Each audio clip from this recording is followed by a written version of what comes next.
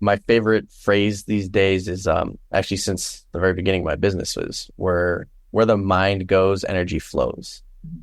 So whatever you choose to put focus on, you'll create more of. If you focus on the problems and the negative, then you'll see more of that. You'll create more of that. If you're focused on the silver lining, what's going well, what opportunities are arising, when one door closes, another one will open.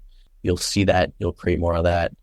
And similarly to when we're healing, if you say to someone, "Oh, I'm sick and I don't feel well," versus, "Oh, I'm getting better and I'm recovering," the same message, but different energy behind it.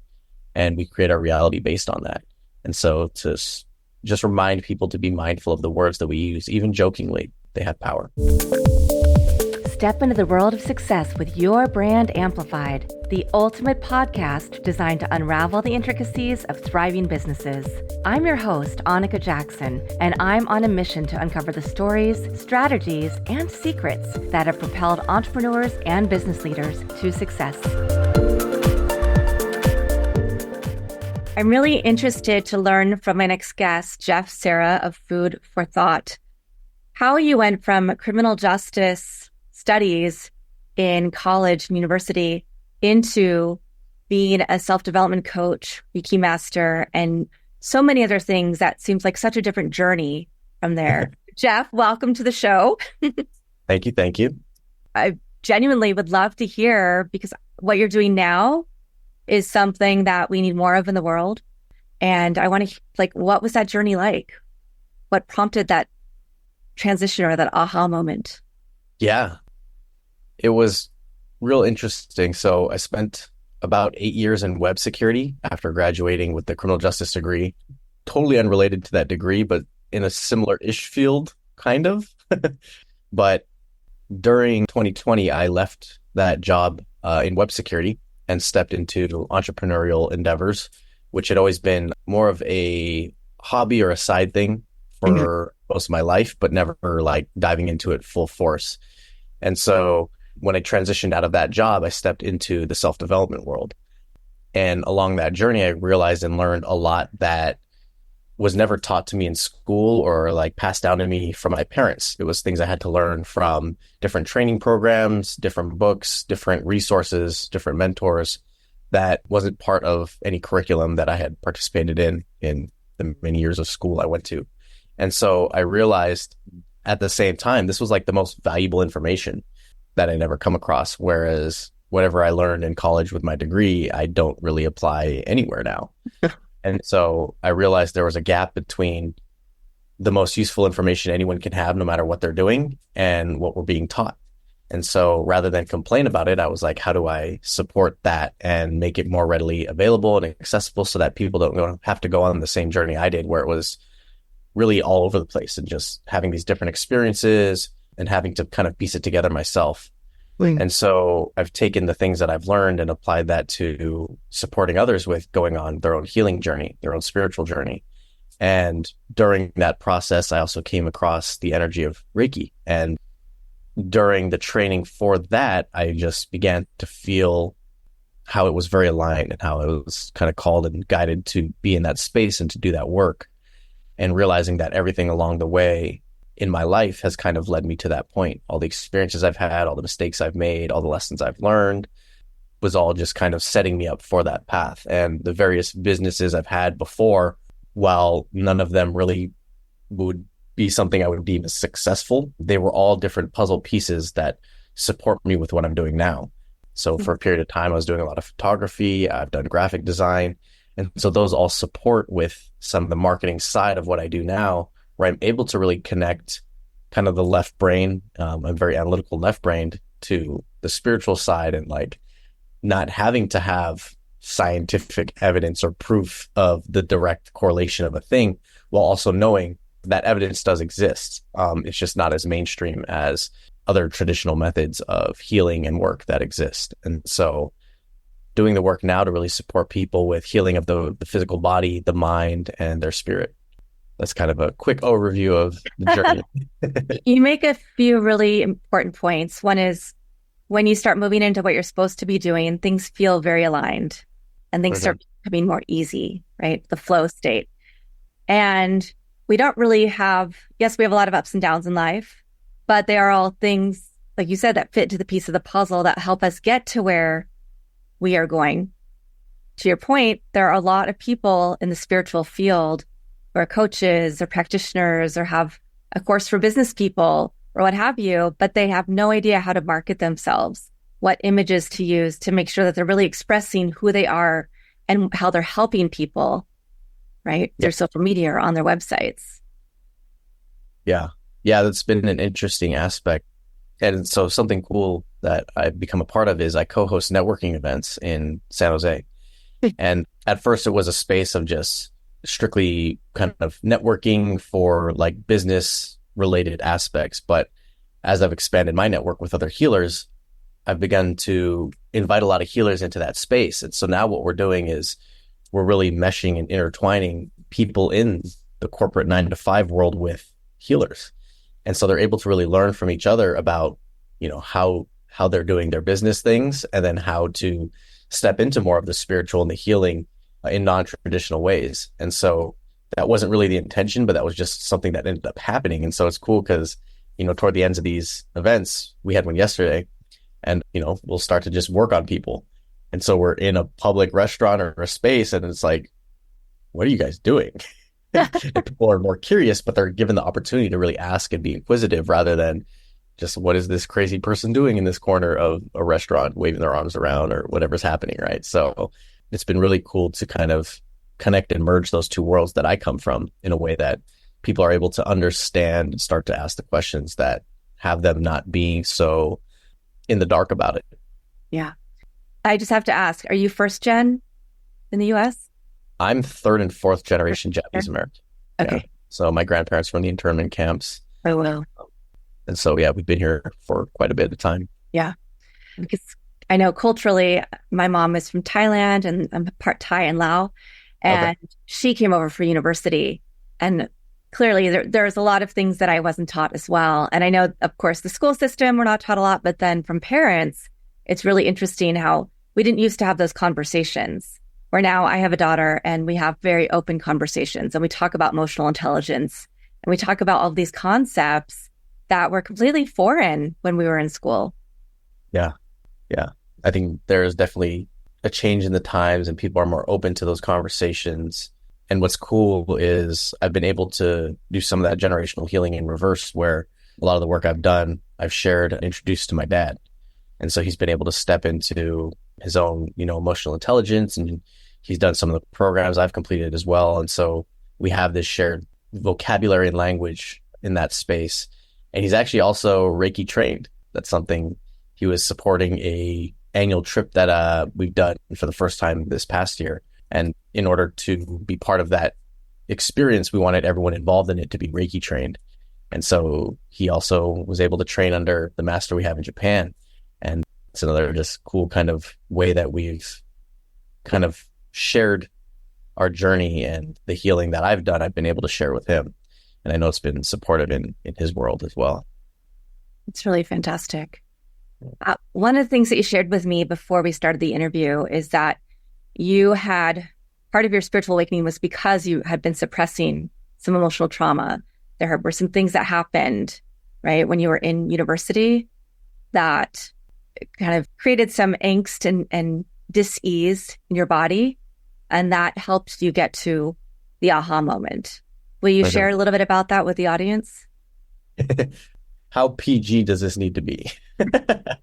You can do whatever you want. Okay.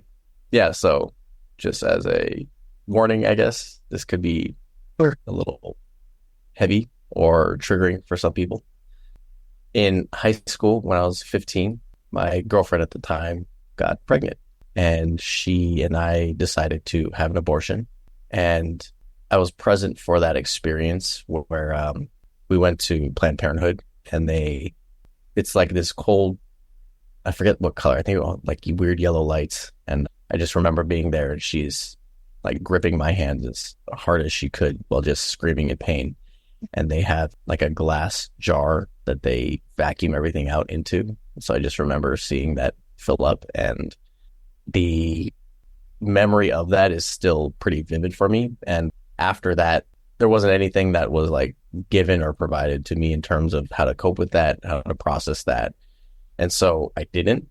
I leaned into different ways to suppress or ignore it. And for me, that looked like diving into other people's lives.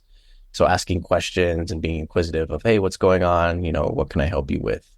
And avoiding what was going on internally for me by distracting myself and going external into other people.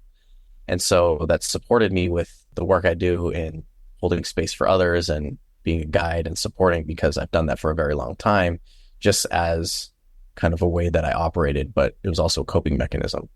When I was in college, it happened again with the person I was dating, and she got pregnant. But this time I didn't go with her, and we had separated, but we were still physically involved. And so when this happened, it sparked kind of arguments and things. And so she went to her appointment alone. And afterwards, I carried a lot of guilt around it. And I realized in hindsight, and this was something that was probably in the last 5 years that I came to realize, was that there was wounding that was never addressed that actually subconsciously had me avoiding showing up to be there with her, because I didn't want to experience what I had in the past already, but also knowing what I had experienced, knowing that she went through it alone, put a lot of guilt into my conscience. And so through those experiences, again, just bottling it up and not processing it, running from what I was feeling or feeling shame and guilt and all those things, not wanting to acknowledge it, I pushed it down, and it became kind of like a jack in the box where the spring in the coil was condensed even more. And the real catalyst was in 2017. I had family pass away, and there were 3 family members that passed away suddenly. I didn't process that either. I never cried. I just numbed out. So I don't drink. I'm allergic to alcohol, but I smoked weed very heavily to just not feel the things.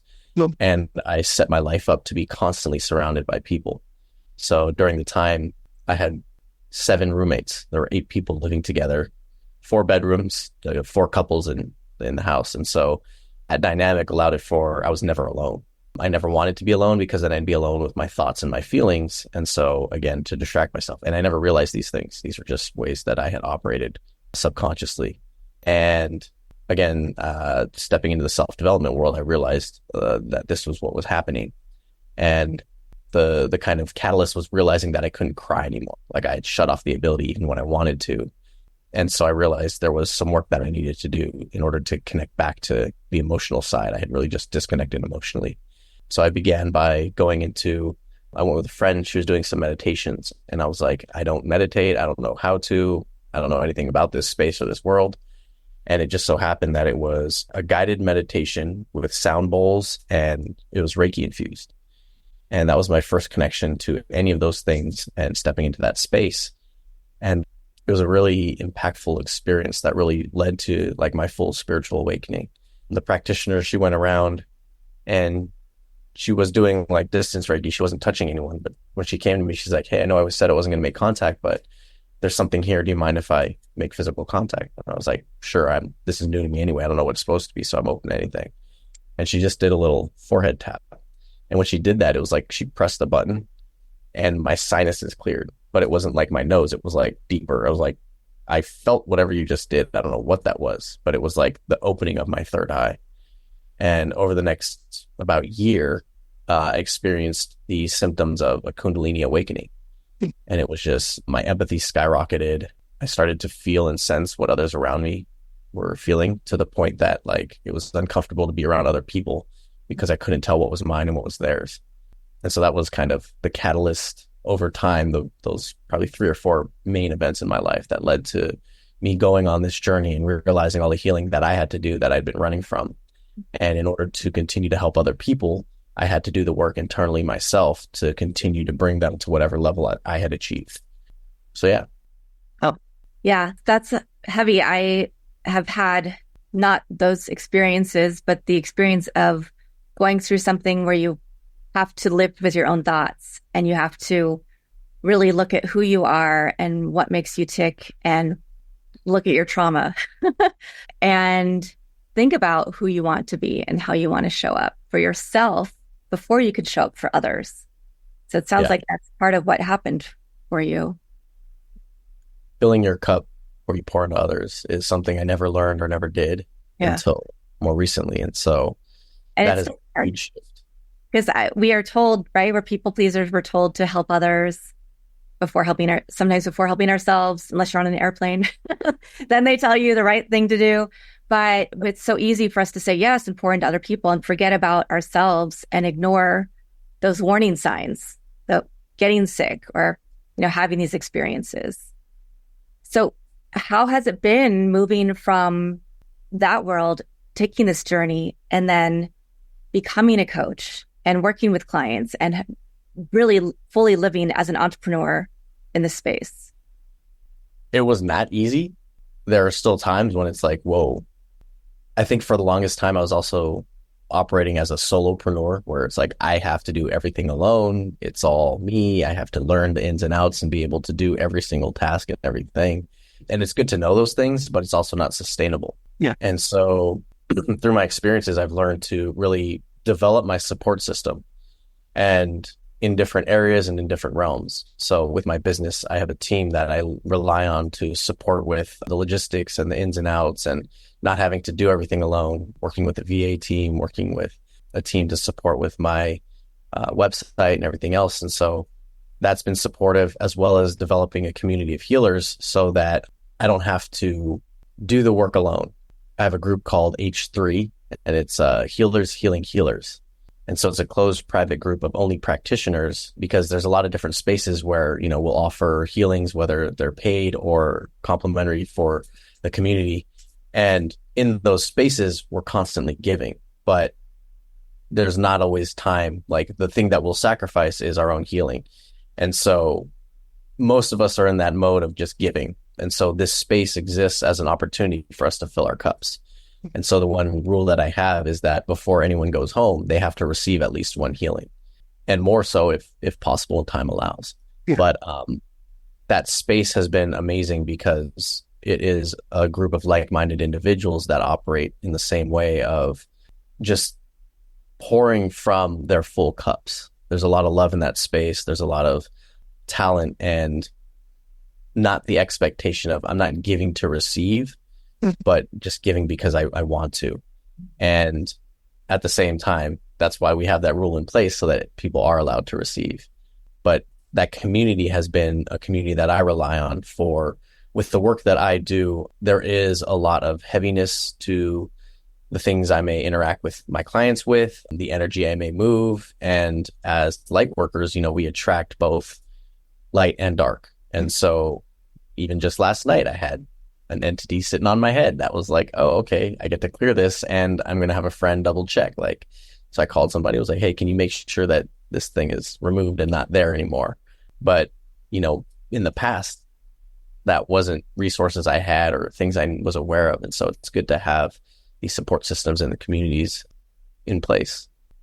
And when people find you, is it typically somebody who already understands a little bit about this world, or do you have to help people who are more skeptical learn how this might not replace other things that they're doing, but it can be an add-on or it can be a help? I think the main thing and what draws people to me is the chemistry. Mm-hmm. They resonate with something I've shared, something I've said, or how I show up. Mm-hmm. And I've learned to be more authentic and allow myself to be polarizing. Because in the past, I was much more so a people pleaser, where it was like, how do I walk the middle and make sure everyone is happy and all the things? But in doing so, I wasn't being authentic. And so in that way, by stepping into more of just, this is who I am. And if I'm not the right person for you, then here's, a dozen other resources and other people that can support you in this similar way. Yeah. But because of that, there's not like a specific demographic. Okay. It's people that can relate to some part of my journey. And there's people that are just starting out that I can resonate with because I've been in that space of coming from the tech world, being very analytical and left-brained and being curious about these things, but never having experience. Like growing up, I didn't have friends or family that ever dabbled in this. So it was all brand new to me. And then there's also people where they're more advanced, but they're very familiar with, the energy, and they've been doing it for years, and they're maybe just stuck or need some support and guidance. And they recognize my connection to the energy and how I can actually support them.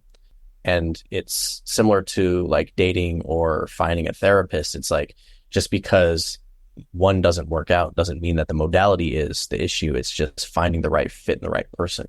Yeah. And so that's what I kind of present to people around me. It's just like, hey, this is who I am and what I do. And if that aligns to you, reach out to me and we can work together. In the past, it was, I was doing 7 networking events a week and having 12 one-on-ones and just trying to like brute force my way into supporting people. And that didn't work. I burned out and it wasn't creating the results I wanted versus just stepping back and being like, allowing myself to be in flow. Like, these are the things I enjoy doing. These are the places I enjoy going, and allowing the people in that to really gravitate to me. Yeah. So is it mostly in-person people? Because I know that you can do energy work online, or have you found a great community of being able to share and express yourself via social media or LinkedIn or newsletter? Both.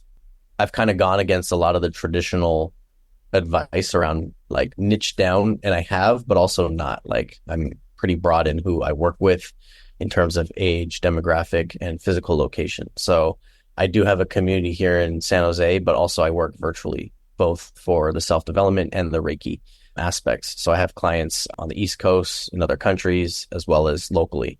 And how that looks, it really just depends on the container we create and what services they're really working with me in. So some people come to me strictly for self-development, and towards the end of the call, we'll do about 30 minutes of meditation as well as sharing of energy if that's needed for them in that session. And then some people come to me strictly for Reiki, and then it develops into self-development conversations, because as we're working together, I may sense where the physical issue is, but I can also sense the root cause of what's the emotion they're haven't processed or have been storing or holding on to. And that becomes a conversation of, yeah, we can do the work, but if you don't change something in the way that you're operating, you'll be back in a week with the same problem. And my intention is really to support people with healing the root cause. And so I've combined the two, where no matter which side they approach me with, they're getting both. And then I've also begun to train people in Reiki as well, but that also comes with self-development and learning self-confidence, self-respect, self-worth, and how to protect your energy, various things like that. So again, I have offerings for both in person and virtual. Okay. Yeah, you've answered a few of my next questions about, people coming one side or the other and what work you do. So thank you for that. I'm very curious about your name, Food for Thought, because I can see it on one side, but then also people might think food for thought, that's something to do with food deserts or support. So I want to ask you about how you came up with the name, and have you seen any people come to you thinking that you are a different entity? Yeah, even the evolution of my logo. So I think I'm on my 3rd version of my logo. The first one was literally like a fork and knife plate, and it was so I get a lot of, so are you like a food truck? Like, Right. what type of food do you sell? And it's like, okay, I got to redo my marketing here. But when I created the company, I took what I was doing already. So before I stepped into doing this for work, I had a lot of friends that would just come to me to vent or to process things or to share what was going on in their lives. And typically it was like, hey, let's hang out and go eat. And then they would just unload. And I'm like, okay, there's a pattern here. And I'm a huge foodie, so I love to eat. And I was like, how do I continue to do what I'm doing, but turn it into a business and not do it with friends, but people that just need the support? And what's the correlation? And I realized that the nervous system calms down when we're eating. We're not in fight or flight. We're saying, hey, we're safe because we're just chilling and eating. And through that, people open up and are more vulnerable over a meal. And so with the inception of my business, I was offering for those that are local to have sessions and meet over a meal. And we have the conversation and the support over the meal that they choose. You pick the location. My request is that you also foot the bill of wherever you choose. So if you want to eat at McDonald's, we can eat at McDonald's. If you want to go to fine dining, we can do that. And I can also support with, recommendations. But Food for Thought was literally, we're exchanging, food for the mental side of what you get to chew on after our session. And it's evolved a lot since then. So there's a lot more healing on the Reiki side than the conversational, but both are very heavily implemented. And I still enjoy the name. With the energy work, I get really hungry and thirsty afterwards. So I feel like the food aspect is still relevant. Less easy to identify what I do just by the name, but there's an attachment to it. Yeah. Sounds like it.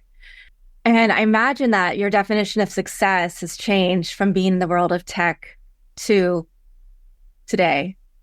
What do you Yeah. see as what can you share with us as some of the differences? I think the primary difference is me.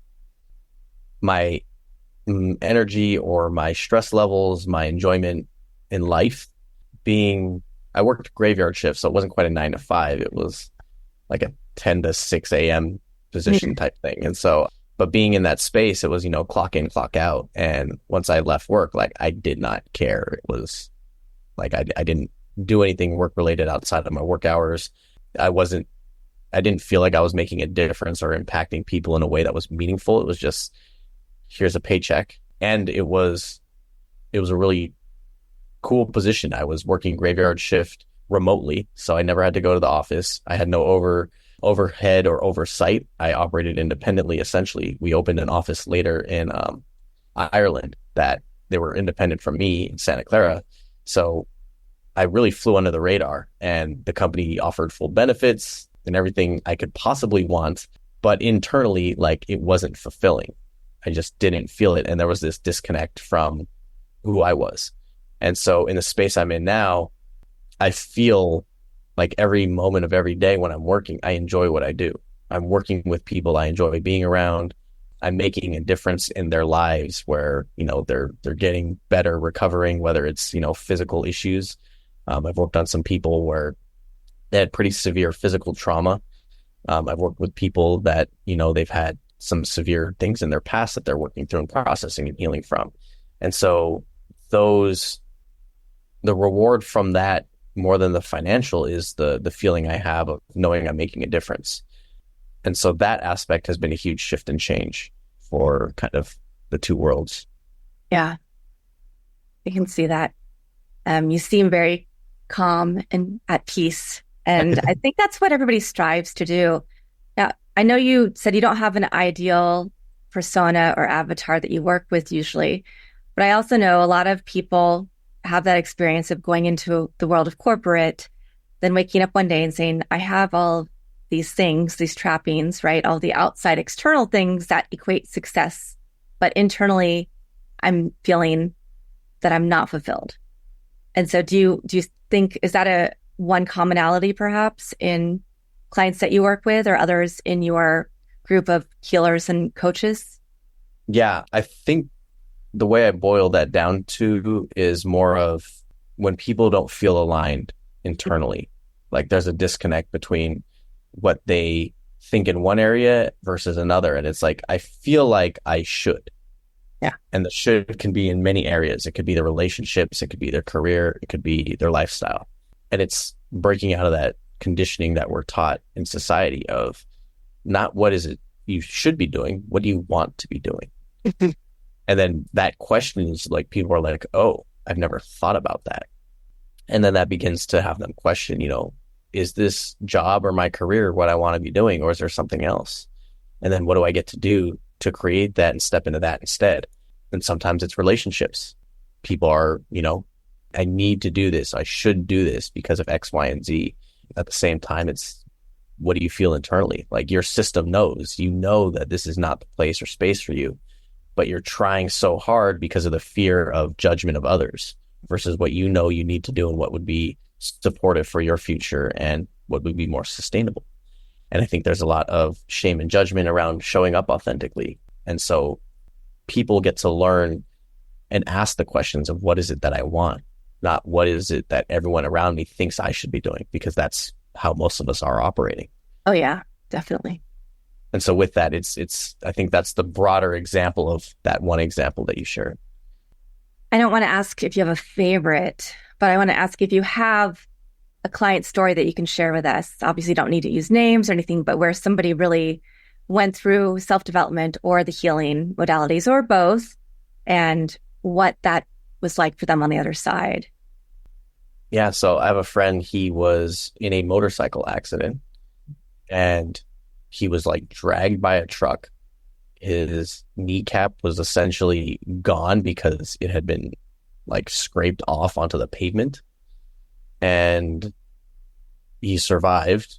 The doctors told him it would be about a year and a half before he could walk again. And we've been doing pretty regular sessions. And after about 4 months, he's able to walk around again through Reiki, through the mindset that he has of being very positive and knowing that he can induce his own healing. And so he's dove heavily into, grounding himself, maintaining a positive mindset, taking time every day to really just focus his own energy and resources in his body to that area, as well as when I go and work on it. So that one's pretty cool. That's still an ongoing kind of healing that's happening. In terms of like mindset, my dad is actually one of my very first clients as I was starting out and everything. He was like willing to be a guinea pig.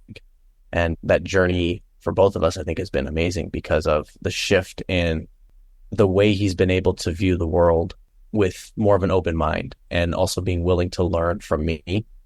Where I think growing up, I learned a lot from him. And so to have the dynamic shift and for his ego to be accepting of that has been huge in the healing for both of us, and the ability for us to have open dialogue around the things that come up that could be uncomfortable, but it's like we're willing to face and approach with compassion and love, more so than kind of the stoic male conditioning of what we believe should be the case of we don't talk about our feelings, and especially expressing it to one another. Those type of things I think we've been able to put down, and that's been very healing for me as well as for him. And I know that that's had an effect on, other clients as well. And when I started out, most of my clientele was female, because I think there was more of an interest in diving into the emotional intelligence aspect of things. And at the same time, now it's about 50-50. It's balanced out a good amount. Yeah. So that's been cool to kind of see and witness, and also realizing my own resistance to the masculine from growing up. And I think having heard so many stories and been able to see and witness how the unhealthy masculine can be a very powerful and impactful thing that people develop a fear around, and never wanting to be that myself has caused my own resistance to being around or interacting with the masculine. And so there was healing that took place for me to be able to put that down and not have the same judgment about both myself and others. Yeah. There was resistance to that for a period of time as well. Where do you see yourself going in the next year, 2 years in this journey? Yeah, really putting focus on and developing the things I have right now. We have an annual trip to Japan that the intention is to do it every year as part of a Reiki experience. And we've done the first one in June and July of this past year. So that was only a couple months ago. Wow. Time is doing weird things right now. But yeah, so the intention is to do that every year, if not more, maybe a couple times a year. And so really doing the work to kind of establish that and create a nonprofit organization around that. Right now, I do a lot of events where I'll have a booth and offer Reiki services, but we charge for it. What I hope to do in the future is to have corporations sponsor that for advertisement. But then what would happen is those that are offering the service are compensated through the sponsorship, but the offerings then are free to the public, to anyone that's willing to step into and receive a healing. My vision for that before this idea popped was to have at any event, any booth we have, to have 4 practitioners and 4 massage tables side by side, so that people can experience it and be exposed to it. In the future, my hope is that it's just a common thing. It's, everyone is trained in it and able to really just heal each other and themselves, and then put down the need for anything external for our own healing. Yeah. Awesome. Jeff, do you have any final words of wisdom that you want to leave? What's 1 or 2 key takeaways? My favorite phrase these days is actually since the very beginning of my business was where the mind goes, energy flows. So whatever you choose to put focus on, you'll create more of. If you focus on the problems and the negative, then you'll see more of that. You'll create more of that. If you're focused on the silver lining, what's going well, what opportunities are arising, when one door closes, another one will open. You'll see that. You'll create more of that. And similarly to when we're healing, if you say to someone, "Oh, I'm sick and I don't feel well," versus, "Oh, I'm getting better and I'm recovering," the same message, but different energy behind it. And we create our reality based on that. And so to just remind people to be mindful of the words that we use, even jokingly, they have power. Good reminder for all of us. Well, thank you so much for giving your time today. And the best place for people to reach out to you is your website. Yeah, so I have a beacons link that leads you to everything. That's like all of my socials, my website, and then different kind of calendars for depending on what type of service they'd like to explore. There are also different kind of trials people can test out, but get in touch with me to see which one would be the best to start with. And then I also have 2 meditation groups. So one meets on Monday night, 7 p.m. Pacific time, and then a Friday afternoon one from 11:30 to 12:30 Pacific. Well, we'll definitely put that link in the show notes. And thank you for people who are watching or listening to this episode. We're recording this on a Friday afternoon before a long weekend. So this was a really nice, peaceful start to the weekend. And Jeff, Sera, food for thought. I appreciate your time today. And I also want to give a thanks to everybody who's watching or listening to this episode. Thanks for listening or watching to this episode of Your Brand Amplified. Don't forget to leave us a rating or review on your favorite podcast listening platform. And if you want to learn more, check us out at yourbrandamplified.com.